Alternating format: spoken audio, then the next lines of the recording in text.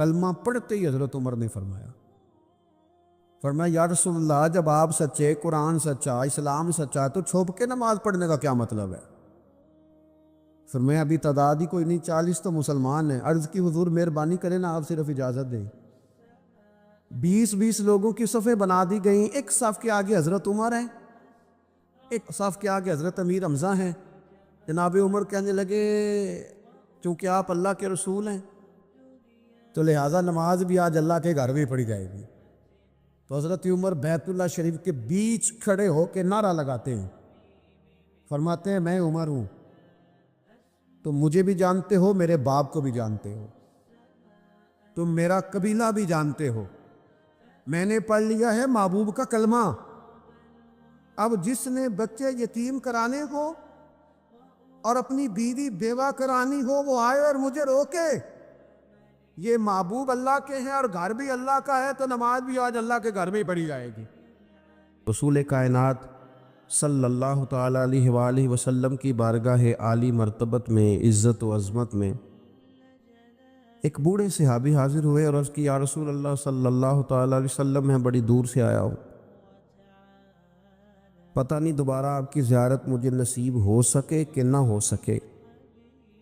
یا رسول اللہ صلی اللہ علیہ وسلم، مجھے کوئی ایک ایسی بات ارشاد فرما دیں کہ جو مجھے کفایت کر جائے، یعنی اس سے میری دنیا بھی بن جائے اور میری آخرت بھی بن جائے، ایک بات۔ تو نبی پاک صلی اللہ علیہ وسلم نے فرمایا تیری زبان ہر وقت اللہ کے ذکر سے تر رہنی چاہیے، یہ بات تجھے کفایت کر جائے گی، تیرا فائدہ کر جائے گی، دنیا اور آخرت میں تجھے نفع دے جائے گی۔ اسلام نے ہر وقت ذکر الہی کا حکم دیا، سونے کے وقت کی دعا بھی سکھلائی، اٹھتے وقت کے الفاظ بھی سکھائے۔ اسلام نے کہا کہ کھانا کھانا ہے تو بسم اللہ شریف سے شروع کر لینا، اور جب ختم کرنا تو الحمدللہ پہ ختم کر لینا۔ جب تمہیں کوئی چیز بھلی لگے تو پھر ماشاءاللہ کہہ لینا، جب کوئی مصیبت آئے تو انا للہ و انا الیہ راجعون پڑھ لینا، اور جب سیڑھیاں چڑھنے لگو اللہ اکبر کہا جائے، اور اونچائی سے اترنے لگو تو سبحان اللہ کہا جائے۔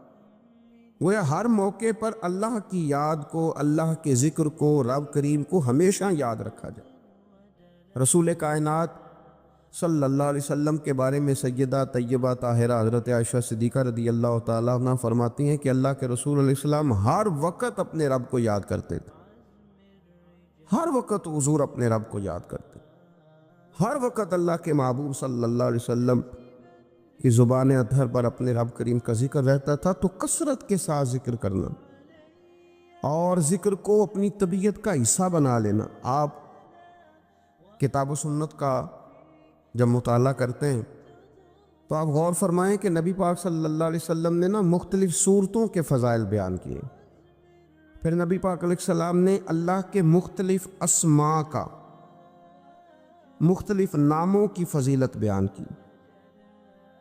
فرمایا جو آدمی سبحان اللہ کہتا ہے اسے 30 نیکیاں ملتی ہیں، اور جو تسبیح فاطمہ ہی پڑھ لے رضی اللہ تعالی عنہا، تسبیح فاطمہ یعنی 33 بار سبحان اللہ، 33 بار الحمدللہ، 34 بار اللہ اکبر، جو شخص یہ پڑھ لے اس کے گناہ سمندر کی جھاگ کے برابر بھی ہوں۔ سمندر کی جھاگ کون ماپے گا کہ سمندر کہاں سے چلا اور کہاں پہنچا؟ تو فرمایا سمندر کی جھاگ کے برابر بھی اگر اس کے گناہ ہوں گے، اتنا بڑا پاپی بھی ہو، تو یہ اللہ کا ذکر کرنے کی برکت سے، تسبیح فاطمہ پڑھنے کی برکت سے اللہ اس کے گناہوں کو معاف فرما دے۔ تو حضور سید عالم صلی اللہ تعالیٰ علیہ وسلم نے ذکر کی فضیلت بیان کی۔ نبی پاک صلی اللہ علیہ وسلم نے بہت سارے اسماء تھے جن کی عظمت، عزت، رفعت بیان کی، فرمایا اس کے ساتھ اللہ کا ذکر کرو۔ صورتوں کے فضائل بیان کی۔ ہمارے ہاں میں نے دیکھا ہے کہ بعض واعظین اور بعض نقیب حضرات یا بعض ایسے لوگ جو بات کرتے ہیں تو اگر ان کی بات توجہ سے نہ سنی جائے تو وہ خود کئی دفعہ کہہ دیتے ہیں کہ میری بات ضائع نہ کر دینا، میرا جملہ ضائع نہ کر دینا۔ وہ سمجھتے ہیں کہ یہ بڑی اہم بات تھی جو میں کرنے جا رہا ہوں، اور کئی لوگ آپ ان کی بات توجہ سے نہ سنیں تو ان کے چہرے پر اظہار ناراضگی نمایاں ہو جاتے ہیں کہ یار میں بات کر رہا تھا، اس بندے نے توجہ ہی نہیں کی۔ تو نبی پاک صلی اللہ علیہ وسلم کی جو باتیں ہیں، جو حضور نے فضائل بیان کیے کہ لا حول ولا قوت الا باللہ تمہیں غموں سے نجات دے گا، اور نبی پاک صلی اللہ علیہ وسلم نے یہ جو فضیلت بیان کی کہ جب تم کہتے ہو سبحان اللہ و بحمدہ سبحان اللہ العظیم، تو زمین آسمان کے درمیان جتنی جگہ ہے اتنا اللہ تمہیں اجر کا بھر کے جو ہے وہ عطا فرماتا ہے اپنے فضل سے۔ تو یہ جو حضور نے مختلف اذکار کی فضیلتیں بیان کی، جو نبی پاک صلی اللہ تعالیٰ علیہ وسلم نے پہلا کلمہ شریف کے بارے میں فرمایا کہ یہ سب سے افضل کلمہ، اور سب سے افضل دعا کے بارے میں فرمایا کہ الحمدللہ کہنا سب سے افضل دعا ہے۔ تو یہ اذکار کے جو فضائل حضور نے بیان کیے، تو کیا معاذ اللہ ہم ان کو ضائع کریں گے ان باتوں کو؟ ایک عام آدمی کی بات تو ضائع کی نہیں جا سکتی، تو رسول کریم صلی اللہ علیہ وسلم کی بات کو کیا ضائع کیا جائے گا؟ تو پھر جو بات سمجھنے کی ہے، جو بات غور کرنے کی ہے، جس پر ہمیں خاص توجہ دینی ہے، وہ یہ ہے کہ ہم ہر اس فضیلت کو ڈھونڈیں، تلاش کریں جو نبی پاک نے بیان فرمائی، اور پھر ہم اس فضیلت کی روشنی میں ان اذکار کو کرنے کی کوشش کریں، ان ساری باتوں کی طرف توجہ کریں۔ اور جب آپ اللہ کا ذکر کر رہے ہوتے ہیں نا، تو جس طرح آپ کے وجود کی غذا ہے، روٹی، کھانا، پانی، ہوا، صحت، سانس، یہ آپ کے وجود کو زندہ رکھتی ہے، تو ایک روح کی غذا ہے، روح کی غذا ہے رب کریم کا ذکر، اللہ کی یاد۔ ہمارے ہاں زیادہ تر یہ ہوتا ہے کہ اللہ کا ذکر تو کیا جاتا ہے تو اس طرح کیا جاتا ہے جیسے طوطے نے کوئی لفظ رٹ لیے ہیں تو اب وہ بیان کر رہے ہیں نا۔ ہمارے صوفیاء نے، بزرگوں نے لکھا ہے کہ وہ جو کہا گیا کہ الا بذکر اللہ تطمئن القلوب، یاد رکھو اللہ کے ذکر میں دلوں کا چین ہے، تو بعض لوگ کہتے ہیں میں تو بڑی تسبیح پڑھتا ہوں، پھر بھی بے سکون رہتا ہوں۔ اس کا جواب وہ یہ دیتے ہیں کہ چونکہ انہوں نے اللہ کا ذکر کیا تو صحیح، لیکن اس طرح کرتے رہے جیسا طوطا رٹ کے کر رہا تھا۔ اگر غور کرتے اس بات پر، توجہ دیتے اس بات پر، اگر ان کا یہ ایک ذہن بن جاتا کہ میں بھلا کیا کہہ رہا ہوں، جب ان کی زبان سے نکلتا سبحان اللہ، تو پھر غور کرتے کہ میں نے یہ کہا ہے کہ اللہ پاک ہے، اللہ پاک۔ اب یہ چیز جب ان کے ذہن کے اندر، ان کے دماغ سے، ان کی روح سے ٹکرائے گی، تو جب انہوں نے کہا کہ میرا رب پاک ہے، سبحان اللہ عما یشرکون، تو پاک ہے ان چیزوں سے جن سے لوگ اس کے ساتھ شرک کرتے ہیں۔ اب جب کہا کہ وہ پاک ہے اور اس نے جو چیز بنائی ہے وہ حسین و جمیل ہی بنائی ہے، ہر عیب سے پاک ہے، وہ اس نے ہر چیز بہترین نقش و نگار کے ساتھ بنائی ہے، تو بتائیے کہ جب یہ سبحان اللہ کا معنی اور اس کا مفہوم سمجھ کر اللہ کا یہ ذکر کیا گیا، تو اب اس طرح نہیں ہو گیا کہ جیسے پورے وجود کے اندر خوشبو بکھر گئی ہو، اب یوں نہیں محسوس ہو گیا کہ جیسے بالکل ساری طبیعت ٹھنڈی اور پھولوں کی طرح ہو گئی، ویسے نہیں محسوس ہو گیا کہ جیسے اللہ نے ایک قوت، طاقت اور روحانیت عطا کر دی۔ اور پھر جب کسی شخص نے کہا کہ الحمدللہ، تمام تعریفیں اللہ کے لیے، اب آپ اندازہ فرما لینا کہ وہ کتنا عظیم اور کتنا بڑا مالک ہے کہ کہا جا رہا ہے کہ میں کسی کی کوئی جھوٹی تعریف نہیں کروں گا، مجھ سے کسی کی خوشامد نہیں ہوتی، اور کوئی کتنا بھی اونچا چلا جائے یہ ساری تعریفیں کمزور ہیں، حدود والی ہیں، ایک رب ہے الحمدللہ جس کے لیے تمام تعریفیں اسی رب کے لیے۔ اور جب کہا اللہ اکبر، اللہ بہت بڑا ہے، جب اس کی زبان سے یہ جملے نکلتے ہیں تو آپ ذرا غور فرمائیں کہ وہ کہاں پہنچ جاتا ہے۔ وہ پھر کیا کبھی کسی سے ڈرے گا؟ وہ کسی چیز کا خوف طاری کرے گا؟ کوئی چیز ایسی ہوگی جو اس کے نفسیات پر حاوی ہو سکے؟ سب سے بڑا تو اللہ ہے، تو وہ کبھی بھی کسی بڑے آدمی کے رعب کا شکار نہیں ہوگا، وہ کبھی کسی کی دولت، کسی کا اقتدار، کسی کی قوت اور کسی کی ظاہری طور پر تھوڑی بہت چمک اسے خیرہ نہیں کر سکے گی، اس لیے کہ وہ جانتا ہے کہ اکبر صرف اللہ ہی ہے۔ تو اب اس کے اندر بہت بڑی طاقت آئے گی، بہت بڑی ہمت آئے گی، وہ بہت زیادہ اپنے آپ کو قوت والا محسوس کرے گا۔ تو یہ جب تھوڑا سا غور کرتا ہے کہ میں کیا کہہ رہا ہوں، میری زبان سے کیا نکل رہا ہے، تو پھر یہ ذکر الہی اس کو ٹھنڈک دیتا ہے، اور اس کو سکون دیتا ہے، پھر اس کو قوت ملتی ہے۔ اس لیے میرے نبی پاک صلی اللہ علیہ وسلم نے فرمایا، یہ بخاری مسلم کی حدیث ہے، نبی پاک صلی اللہ علیہ وسلم نے فرمایا اس کی مثال جو رب کا ذکر کرے اور اس کی مثال جو اللہ کا ذکر نہ کرے، مثل الحی والمیت، ان لوگوں کی مثال کی طرح ہے جو زندہ اور مردہ ہوتے ہیں۔ گویا ذکر کرنے والا زندہ ہے، ذکر کرنے والا زندہ ہے، اور ذکر نہ کرنے والا ہواؤں میں اڑ رہا ہے، کروڑوں روپے اس کی جیب میں پڑے ہوئے ہیں، لاکھوں کا سرمایہ ہے، بہت سارے لوگ جانتے ہیں، وہ محسوس کرتا ہے کہ بڑا جانا پہچانا جاتا ہوں، بڑا سمجھا سکھایا جاتا ہوں، بڑے لوگ میرے نام سے آگاہ ہیں، شعوری طور پر میں ایک بڑا آدمی ہوں، لیکن ہے مردہ، اس لیے کہ زندگی تو زندہ دلی کا نام ہے۔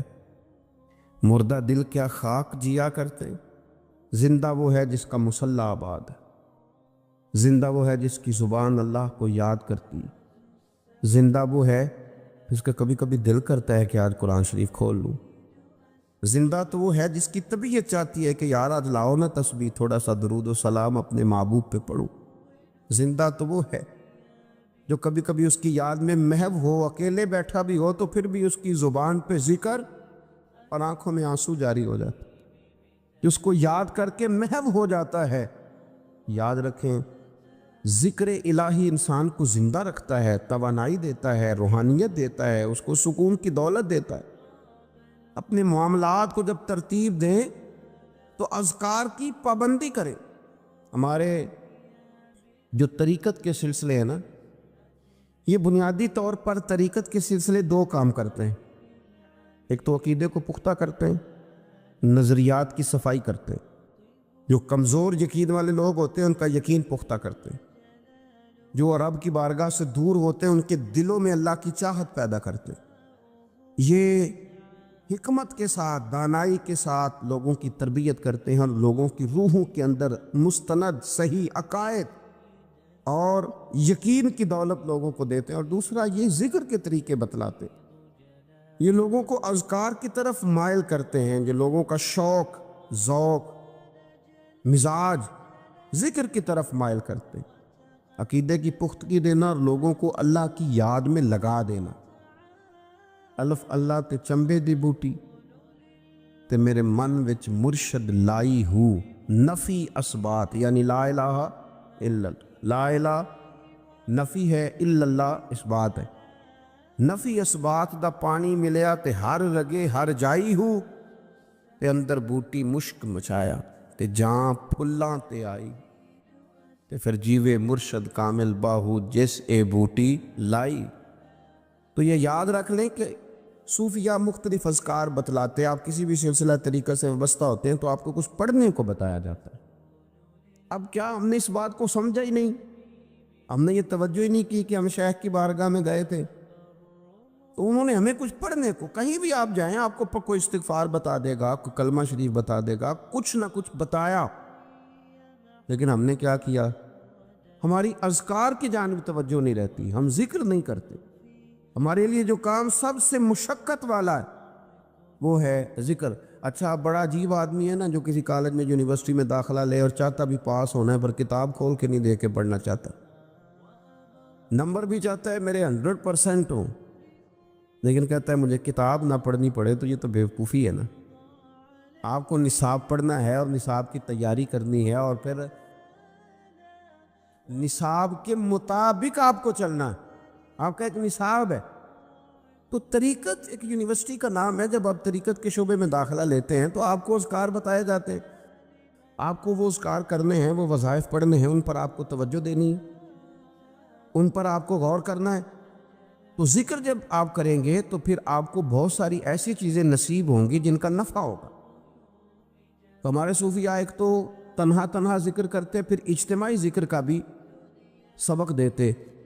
رسول اللہ صلی اللہ تعالیٰ علیہ وسلم نے فرمایا جب کوئی قوم اللہ کے ذکر کے لیے بیٹھتی ہے تو فرشتے انہیں گھیر لیتے، رحمت انہیں ڈھانپ لیتی، اور حضور فرماتے ہیں ان پر سکینہ اترتا ہے، اور وہ ایک جماعت میں بیٹھ کے اللہ کا ذکر کر رہے ہوتے ہیں اور اللہ فرشتوں کے سامنے ان کا تذکرہ کرتا ہے، فرشتوں کے سامنے۔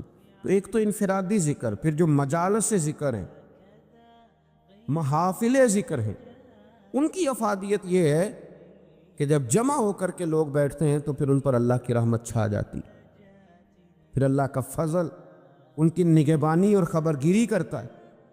اپنی زبان کو ذکر سے تار رکھیں، جہاں بیٹھیں اجتماعی طور پر وہاں بھی اللہ کی یاد کے ساتھ بیٹھیں، رب کریم کا ذکر کریں۔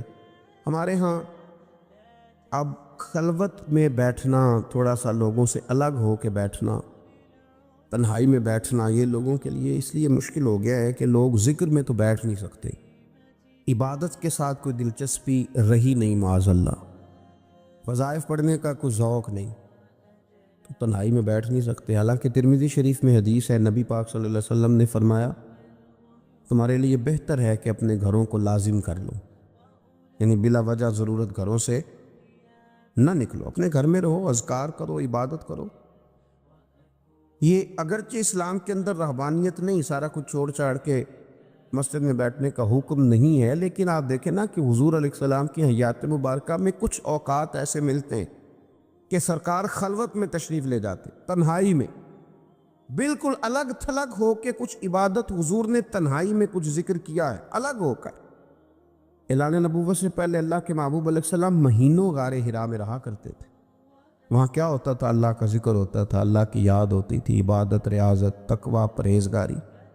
پھر آپ یہ دیکھیے کہ نبی پاک صلی اللہ تعالیٰ علیہ وسلم ہر سال رمضان المبارک میں 10 دن کا اعتکاف کرتے۔ اگرچہ حضور کے ذمے تبلیغی ڈیوٹیاں ہیں، سرکار کے ذمے جہاد کے بہت سارے معاملات ہیں، نبی پاک علیہ السلام نے 23 سالوں میں پوری دنیا کو انقلاب آشنا کرنا، لیکن اس کے باوجود رسول کائنات صلی اللہ تعالیٰ علیہ وسلم ہر سال رمضان کے آخری عشرے کا اعتکاف کرتے۔ اس کے علاوہ بھی حضرت عائشہ صدیقہ رضی اللہ تعالیٰ عنہ فرماتی ہیں، رات کو مجھ سے فرماتے ابو بکر کی بیٹی تو اجازت دے تو رب کو راضی نہ کر لوں، وہاں بھی تنہائی میں کھڑے ہو جاتے۔ تو نبی پاک نے ہمیں بتلایا کہ کچھ وقت تنہائی کا تمہارے رب کے ساتھ گزرنا چاہیے۔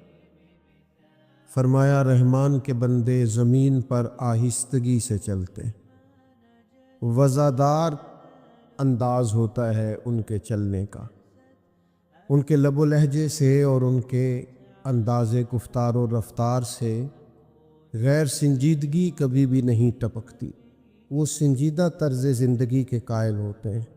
وقار، روب، ہیبت، یہ اللہ کے بندوں کی شان ہوتی۔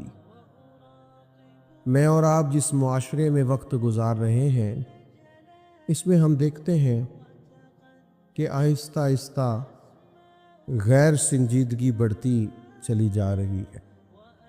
ہر آدمی کو لطیفے سنانے کا شوق ہے، الا ماشاءاللہ۔ اپنی طرف متوجہ کرنے کے لیے لوگ ایسی گفتگو بھی کرتے ہیں جو ان کی شخصیت کے ساتھ میچ نہیں کرتی۔ نتیجہ یہ نکلتا ہے کہ ان کی باتیں ہلکی ہو جاتی ہیں، جملے بے وزن ہو جاتے ہیں، شخصی وقار آہستہ آہستہ کمزور پڑ جاتا ہے۔ اس کا نقصان یہ ہوتا ہے کہ جن لوگوں کی تربیت اس کے ذمے ہوتی ہے، جن لوگوں کی ٹریننگ کرنا اور جن لوگوں کے اوپر نگرانی کرنا اس کے ذمے ہوتا ہے، وہ ساری شخصیات اور وہ سارے لوگ خاص کمزوری کا شکار ہونے لگ جاتے۔ آپ دیکھیے نا کہ اگر باپ کا وقار ہی نہ ہو، اس کا کوئی ڈر اور کوئی روب ہی نہ ہو، اور والد سے کوئی شخص کسی طرح سے حیا ہی نہ کرے، محبت اپنی جگہ پہ، لاڈ پیار اپنی جگہ پہ، لیکن اگر آپ کی کوئی شخصی وجاہت ہی نہیں ہے تو اس کا لازمی طور پر نتیجہ یہ نکلتا ہے کہ جن لوگوں نے جن اولاد نے جو بعض کام اپنے والد کے ڈر کی وجہ سے چھوڑنے ہوتے ہیں، وہ کام وہ نہیں چھوڑتے، کیونکہ کوئی وقار ہی نہیں ہے، کوئی وزاداری نہیں ہے، کوئی لب و لہجے میں سنجیدگی نہیں ہے۔ اسی طرح کا معاملہ استاد کے ساتھ ہے۔ اگر استاد اپنا وقار ہی قائم نہ رکھے، اپنے اور شاگرد کے درمیان مناسب فاصلہ ہی نہ رکھے، وہ ساری گفتگو اور وہ ساری باتیں جو اسے اپنے بے تکلف دوستوں کے ساتھ بھی پورے طور پر نہیں کرنی چاہیے، وہ ساری باتیں وہ اپنے شاگردوں کے سامنے کھول دے، تو اس کا کوئی وقار قائم نہیں رہے گا، کوئی سنجیدگی اس کی باقی نہیں رہے گی۔ یہی حال ایک شیخ کا ہے، اس کا مناسب فاصلہ ہونا چاہیے مریدوں سے، کیونکہ اگر وہ اس کا احترام ہی نہیں کریں گے، اگر وہ اس وزاداری کے ساتھ اسے قبول ہی نہیں کریں گے تو اس سے تربیت اور فیض کیسے پائیں گے؟ تو وقار کا ہونا، شخصی وجاہت کا ہونا، اس طرح کا کوئی کام نہ کیا جائے جس سے شخصیت رسوا ہو جائے، کمزور پڑ جائے، جس سے انسان کی وزاداری کو ٹھیس پہنچے۔ امام طبرانی حدیث لائے ہیں، نبی پاک صلی اللہ تعالی علیہ وسلم نے فرمایا کہ جو بلا وجہ اپنے آپ کو ذلت والی جگہ پر پیش کرے، حضور فرماتے ہیں وہ ہم میں سے نہیں ہے۔ بغیر کسی ضرورت کے تم نے اپنے آپ کو رسوا کیا، رسوائی والے مقام پہ کھڑا کیا۔ اور یہ بھی یاد رکھیے گا کہ شرافت اور بزدلی میں بھی فرق ہوتا ہے۔ ملنسار اور ہوتا ہے، لیکن اپنے آپ کو رسوا کر دینے والا اور ہوتا ہے۔ آپ درگزر کریں 100 دفعہ کریں، لیکن تکبر کرنے والا، غرور کرنے والا اور اپنے مزاج میں سختی رکھنے والا، تکبر کرنے والے کے سامنے ڈٹ کے رہنا، یہی عاجزی ہے۔ ہاں، عرب کے کفار مسلمانوں کے خلاف اپنے آپ کو بہت بڑی جمعیت سمجھتے تھے، تو اللہ کے رسول نے مسلمانوں کو یہ تعلیم دی صلی اللہ تعالی علیہ وسلم کہ جب تم طواف کعبہ کرو گے تو تم 3 چکروں میں ذرا اکڑ اکڑ کے چلو گے، ان کو پتہ چلے کہ مسلمان کوئی اس طرح کا معاملہ نہیں ہے۔ آپ محبت کرنے والوں کے لیے پوری طور پر عاجزی کریں، لیکن اگر کچھ شخص ضد کرے اور اسے کہیں کہ سونے اسی تے آپ بڑے ضدی ہیں، پھر آپ کے لب و لہجے کے اندر کمزوری دکھانا، آپ نے رسوا کیا اپنے آپ کو، آپ نے کمزوری دکھائی ہے۔ آپ کمزوری نہیں دکھائیں، آپ اپنے آپ کو رسوا نہیں کریں، آپ کے اندر ایک خاص قسم کی ہیبت ہونی چاہیے، ایک وزاداری ہونی چاہیے، ایک اٹھنا بیٹھنا ہونا چاہیے، ایک لب و لہجہ ہونا چاہیے، ایک انداز ہونا چاہیے۔ کچھ لوگوں کا بالکل وقار ختم ہو جاتا ہے، اس کی 2-3 وجوہات ہوتی ہیں۔ ایک تو بہت باتیں کرنے والے کا کوئی وقار نہیں ہوتا، ایک جو لوگ غیر سنجیدگی دکھاتے ہیں زندگی میں، ہر معاملے میں مشورہ دینا، جہاں بنتا نہیں وہاں بھی دینا، ان لوگوں کا کوئی وقار نہیں رہتا۔ ایک جو لوگ حریص ہوتے ہیں، لالچی ہوتے ہیں، ان کا کوئی وقار نہیں ہوتا۔ ایک وہ لوگ جو بخیل ہوتے ہیں، کنجوس، جس طرح لالچی کا کوئی وقار نہیں ہوتا، اس طرح کنجوس کی بھی کوئی عزت نہیں ہوتی، بخیل کا بھی دنیا میں کوئی وقار نہیں ہوتا۔ اسی طریقے سے جو آدمی اپنا منصب نہ پہچانے، بچپن کی گفتگو اور ہوتی ہے، جوانی کا لہجہ اور ہوتا ہے، بڑھاپے کا انداز اور ہوتا ہے، شاگرد کا انداز اور ہے، جب آپ مسند تدریس پر ہے تو پھر انداز اور ہے۔ جب آپ اپنے منصب کو ہی نہ پہچانے تو آپ کا کبھی کوئی وقار بن سکتا؟ اگر آپ پہچانے تو صحیح ہے۔ کسی نے کہا تھا ظاہر کوے جنا آہستہ چل، تو اپنی شان تو دیکھ، تو مدینے آیا ہوا ہے، وہ دیکھ آیا ہے کہاں، آہستہ چل۔ آپ اپنا منصب تو پہچانے، آپ کہاں ہیں۔ اگر آپ اپنا منصب نہیں پہچانتے، مجھے بڑی اچھی طرح بات یاد ہے، ایک جگہ ہم لوگ بیٹھے تھے تو ایک بزرگ نے ایک بچے کو مذاق کیا، اور وہ ذرا ان کی شخصیت کے مطابق نہیں تھا، اور وہ گفتگو بھی ایسی تھی کہ جو مطلب لوز گفتگو تھی، وہ چاہیے نہیں تھا کہ وہ شخص ایسی بات کرتا۔ اس بچے کو ان لفظوں سے مذاق کیا، تو جو اس بچے نے رد عمل دیا وہ اس سے بھی زیادہ برا تھا۔ تو بزرگ کہنے لگے تجھے تمیز نہیں ہے، تو جواب کیا دے رہا ہے؟ تو میں نے ان سے کہا اب ناراض تو ہو گئے ہیں، لیکن شروعات کس نے کی تھی؟ یہ اینٹ کس نے رکھی تھی؟ جی میری تو طبیعت ایسی ہے۔ تو میں نے کہا پھر آج آپ کو آپ کی طبیعت کا جواب مل رہا ہے تو قبول فرمائیے۔ آپ کا وقار ختم ہوگا، اور باوقار لوگ کون ہوتے ہیں؟ کم گفتگو کرنا، جو اللہ نے گھر دیا اس پہ راضی رہنا۔ بعض لوگوں کا مزاج یہ ہے کہ وزادار ہے، جو اللہ نے دیا اس پر راضی ہے، کوئی ہرس نہیں، کوئی۔ اور ایک اور بات بھی، محنتی بندہ وزادار ہوتا ہے، باوقار ہوتا ہے۔ جو فارغ پھرتے ہیں نا، دوسروں کے سہارے جیتے ہیں، وہ وزادار نہیں ہوتے۔ محنت کرنے والا، مشقت کرنے والا آدمی وہ باوقار ہوتا ہے۔ آپ یہ انداز دیکھیے نا، نبی کریم صلی اللہ تعالی علیہ وسلم ہمیشہ سادہ لباس پہنتے تھے، سادہ غذا کھاتے تھے، زمین پر بیٹھنا پسند کرتے تھے، معاف کرنا سرکار کا مبارک طریقہ تھا، لیکن وقار اتنا زیادہ تھا کہ صحابہ فرماتے ہیں کہ روب اتنا تھا سرکار کا کہ جو اچانک دیکھتا تھا نا وہ مرعوب ہو جاتا تھا، اس پر روب طاری ہو جاتا، لوگ اچانک دیکھتے تو کانپنے لگتے۔ اور نبی پاک علیہ السلام فرماتے ہیں میرے رب نے میری روب کے ساتھ مدد کی ہے۔ فرمایا ابھی میں 1 مہینہ دور ہوتا ہوں تو میرا دشمن مجھ سے ڈر رہا ہوتا ہے، 1 مہینہ لگے گا دشمن تک پہنچنے میں، 1 مہینے کا سفر ہے ابھی، تو مہینہ پہلے میرا دشمن مجھ سے کانپ رہا ہوتا ہے، کیوں کہ میرے رب نے روب کے ساتھ میری مدد فرمائی۔ غیر اس طرح ڈرتے تھے، اور اپنوں کا حال یہ تھا، اپنے ادب کرتے تھے۔ ان کی کیفیت کیا تھی کہ صحابہ فرماتے ہیں ہم حضور کی بارگاہ میں یوں بیٹھتے تھے جیسے ہمارے سروں پہ پرندے بیٹھے۔ فرماتے تھے کہ پرندہ بیٹھا ایسے ذرا ہلے توڑ جائے گا۔ فرماتے ہیں سوائے سیدنا صدیق اکبر کے اور جناب عمر فاروق کے کسی کی جرت ہی نہیں ہوتی تھی نبی پاک سے کلام کر سکے۔ خود مولا علی شیر خدا جو پلے ہی آغوش نبوت میں ہے، جو رہے ہی کاشونہ نور میں ہے، حضرت مولا علی رضی اللہ تعالیٰ عنہ فرماتے ہیں مجھے نبی پاک سے کوئی سوال کرنا ہوتا تھا نا، حالانکہ سرکار تو بیٹھے ہیں مسجد شریف میں، بالکل عام زمین پہ چٹائی پہ تشریف فرمائے، تو فرماتے مجھے کچھ سوال کرنا ہوتا تھا تو مہینوں لگ جاتے تھے، میں نبی پاک سے پوچھتا نہیں تھا، مجھے حیا آتی تھی، روب طاری ہوتا تھا میں حضور سے پوچھوں۔ یہ سرکار کا روب دبدبا۔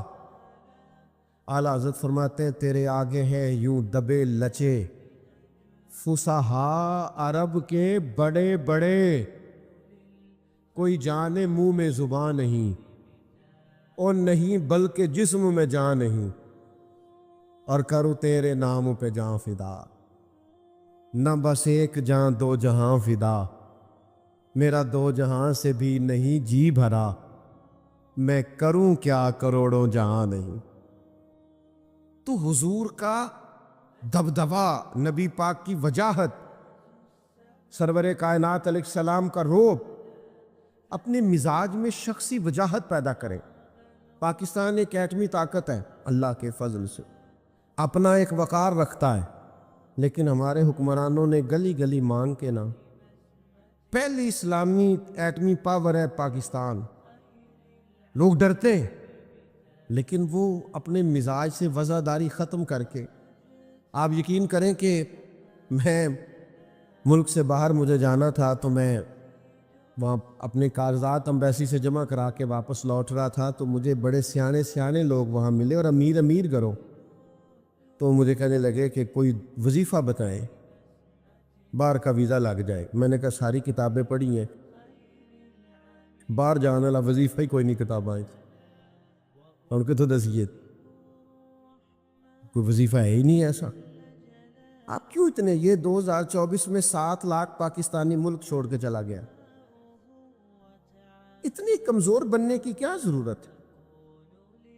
آپ اتنے کمزور نہ بنیں، اپنا وقار نہیں گڑبڑ کریں، آپ ترسے نہیں، آپ کا لہجہ اس طرح کا نہیں ہونا چاہیے کہ اس کے اندر کمزوری ہو۔ خدا جانے بلندی ہے کہ پستی پر جہاں میں ہوں وہاں کوئی نہیں ہے۔ آپ اللہ کی رضا پہ راضی ہو، اپنے آپ کو وزادار رکھیں، اپنی شخصی لب و لہجے کو، مٹھاس کو ہمیشہ قائم رکھیں۔ آپ کا وقار کبھی بھی خراب نہیں ہونا چاہیے، وزاداری کے اندر کبھی بھی کمی۔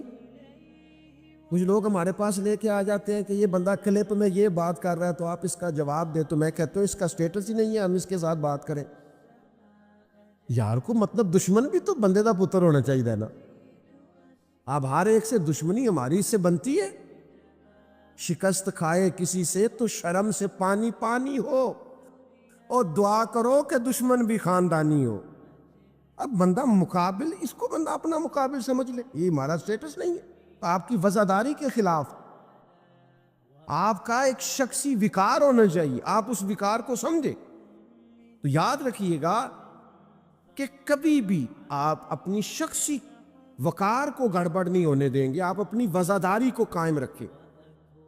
آپ کے لب و لہجے میں، یعنی بھوک برداشت کرنے کی عادت ہونی چاہیے، غریبی میں جینے کا مزہ ہونا چاہیے۔ آپ کو جس مقام پہ رب نے رکھا ہے اس مقام پر آپ کے اندر بردباری، تحمل، صبر ہونا چاہیے۔ آپ کے اندر وہ ساری چیزیں ہونی چاہیے جو آپ کی شخصیت کو، اور اگر آپ یہ نہیں کریں گے آپ کا وقار خراب ہو جائے گا۔ آپ کی وفاداری قائم رہنی چاہیے۔ آپ تھوڑا حوصلہ کریں، آپ تھوڑا اپنے اندر وہ چیز پیدا کریں جو ایک مومن کی شان ہے۔ حضرت حسن بصری رحمۃ اللہ علیہ فرمایا کرتے تھے کہ وقار تو ایمان کا حصہ ہے، شخصی وقار یہ ایمان کا حصہ ہے، مومن کا اپنا۔ کیوں؟ اس لیے کہ نبی پاک علیہ السلام نے بیت اللہ شریف میں کھڑے ہو کے خانہ کعبہ کو دیکھ کے فرمایا تھا، کعبے تیری بڑی شان ہے پر میرے مومن کی شان کعبے سے بھی زیادہ ہے۔ یہ ترمذی میں حدیث موجود۔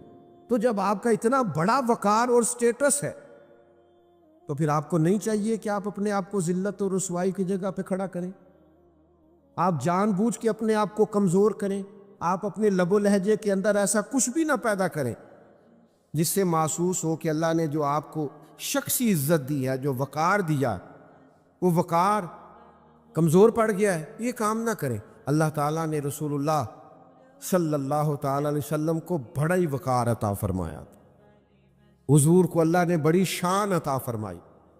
حضرت کیلا بن مخرمہ رضی اللہ تعالیٰ نے ایک صحابیہ ہیں، وہ فرماتی ہیں کہ حضور ایک جگہ بیٹھے تھے، اللہ کے حضور کچھ عبادت اور وظائف میں اور ذکر اذکار میں مشغول تھے، تو میں حضور کے پیچھے بیٹھی تھی، تو فرماتی ہیں اچانک میری حضور پہ نظر پڑی تو میرا جسم کانپنے لگا روب کے ساتھ۔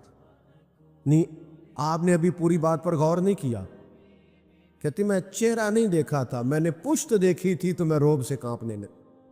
وہ فرماتے ہیں میں دیکھ رہی تھی اور میں کانپ رہی تھی، تو ایک صحابی حضور کی اعلی مرتبت بارگاہ میں عرض کرنے لگے یا رسول اللہ اس سے تو برداشت ہی نہیں ہو رہا، تو کانپ رہی ہے۔ تو فرماتے ہیں سرکار نے پھر بھی میری طرف رخ نہیں کیا، اسی طرف چہرہ کر کے حضور فرمانے لگے او مسکین بی بی ذرا اطمینان سے بیٹھ، ذرا حوصلہ کر۔ میں یہ لفظ حدیث میں نہیں ہے پر میرا ذوق کہتا ہے، یعنی کریم کہہ رہے ہیں حوصلہ کر، ابھی تو نے پشت دیکھی ہے، عبادت سے جو میرے چہرہ ودعا پہ نور چڑھا ہے ابھی تو نے وہ نہیں دیکھا، ابھی تو دیکھنے والے کہا کرتے ہیں اللہ اللہ، دیکھنے والے کہا کرتے ہیں اللہ اللہ، یاد آتا ہے خدا دیکھ کے صورت تیری، دیکھنے والے کہا کرتے ہیں اللہ اللہ، اور یاد آتا ہے خدا دیکھ کے، بولیے یاد آتا ہے خدا دیکھ کے۔ تو میرے بھائی شخصی وقار، ابو جہل پیسے کھا گیا نا ایک بندے کے، دیتا نہیں تھا، یہ مکے کے دن تھے جب ابھی تھوڑے سے مسلمان تھے، تو اس نے آ کے حضور سے کہا یا رسول اللہ میرے پیسے نہیں دیتا، تو فرمایا میرے ساتھ چل لو، تو کافروں نے بھی ایک بندہ ساتھ بھیج دیا، دیکھو وہاں کیا بنتا ہے، تو سرکار نے جا کے ابو جہل کے دروازے پہ دستک، باہر آیا، میں اس غریب کے پیسے کھا گیا تو شخص کہتے ہیں حضور کے لہجے میں اتنا جلال تھا کہ ابو جہل نے کانپنا شروع کر دیا، تو اس کے پیسے، تو کہتے ہیں ہانپتا کانپتا پیسے لے کے آیا، بعد میں سرداروں نے کہا تو بڑی ڈینگے مارتا ہے، اور اب یہ کہ کانپتا ہوا پیسے لے کے آیا، کہنے لگا وہ آئے تھے تو مجھے لگا ان کے ساتھ کوئی طاقتیں، میں ڈر گیا۔ تو میرے بھائی نبی کریم علیہ السلام کو اللہ نے وجاہت عطا کی، حضور کو اللہ نے وقار دیا، روب دیا، دبدبا دیا۔ مسلمان کو یہ چاہیے کہ اپنے وقار پر کبھی سودا نہ کرے، اپنے انداز پر کبھی سودا نہ کرے، اپنے لب و لہجے پر کبھی سودا نہ کرے، اپنی خودداری پر کبھی سودا نہ کرے۔